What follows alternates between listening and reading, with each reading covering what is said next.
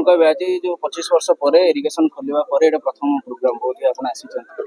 नहीं इरिगेशन विभाग चली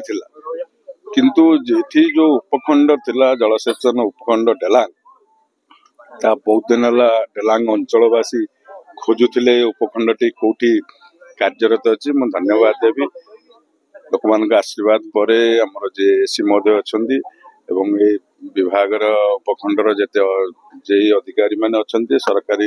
कर्मचारी मैंने समस्ते आगभर है कि भाव में आम से जगह ऑफिस टी चलो लोकंर सुविधा हुए कारण ये सरकार हूँ लोक सरकार लोकंर जलसेचन विभाग सहित जमती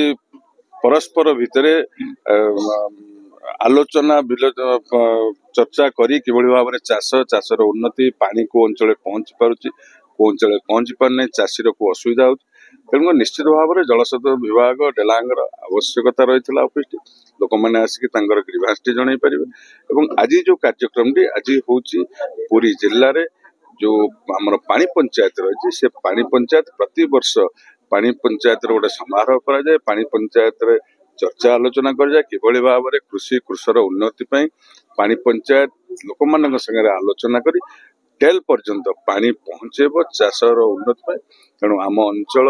पानी जी आवश्यकता पानी वर्षा दिन आमर सर्वस्व नष्ट करुचे पानी तेणु निश्चित भाव में डेलांग अंचल किभली भाव में कृषि और कृषकर समस्या नहीं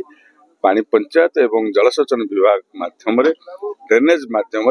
विभिन्न कथा किभली भाव में चाषी चाषर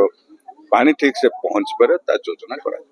जल निष्कासन कौन पदक्षेप नेबा ता सहित जल जोगाण सहित जल निष्कासन भी व्यवस्था रही ड्रेनेज माध्यम न जानते ड्रेनेज विभाग अधिकारी चीफ इंजीनियर ड्रेनेज भी आसी आम अंचल बुलिकी देखी वर्षा दिने पानी जो चाष नष्ट हो वर्षा सरला जो पानी अभाव तेणु विभिन्न ड्रेनेज जो चैनल रही किभली भाव में सफा करा